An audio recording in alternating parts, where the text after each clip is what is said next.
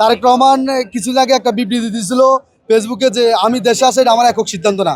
আসলে যেহেতু উনি দীর্ঘদিন বাইরে বিগত 17 বছর যাবৎ উনি দেশের বাইরে ছিলেন, সকল কিছু প্রেক্ষাপট মূলায় জিয়া পরিবারকে উনি জিয়া পরিবারের দুঃসময় থেকে শুরু করে এ পর্যন্ত যে মানুষটি আগলে গেছেন, উনি আমাদের সকলের নেতা, উনি আমাদের সকলের রাজনীতি অভিভাবক, প্রিয় নেতা জনাব তারেক রহমান।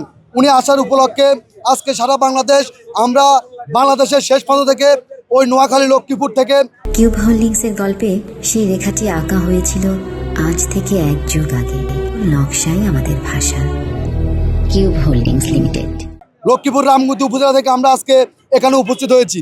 আমাদের পিছ থেকে আমাদের ওখান থেকে আজকে সকালে প্রায় 20টার উপর আমরা মাইক্রো বাস সকল নিয়ে আমরা একসাথে আসছি, আমাদের নেতাকর্মী আরও আছেন।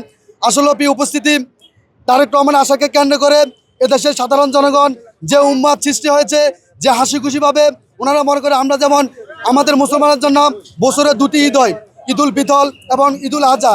ওই ঈদুল আজহা এবং মুসলিমরা যেভাবে আনন্দ উৎসব করে, আমরা তারেক রহমান আশাকে কেন্দ্র করে আমরা ওভাবে আনন্দ উৎসব আমরা মনে করি। প্রিয় উপস্থিতি, তারেক রহমান আগামী বাংলাদেশের কর্ণধার। তারেক রহমান বাংলাদেশে যেদিন আসবে, এই বৃহৎ বাংলাদেশের ইতিহাসের সুস্থ সৃষ্টির লক্ষ্য থেকে যে একটা বিশাল প্রটোকল হবে, যে বিশাল মানুষের সম্মুখীন ছুট হবে, আমরা এটা বিশ্বাস করি।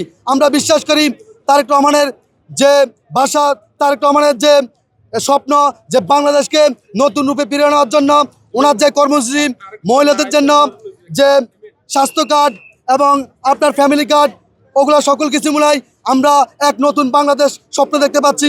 আমাদের নেতা, আমাদের সকলের নেতা তারুণের অহংকার জনাব তারেক রহমান আগামী বাংলাদেশের প্রধানমন্ত্রী হবে।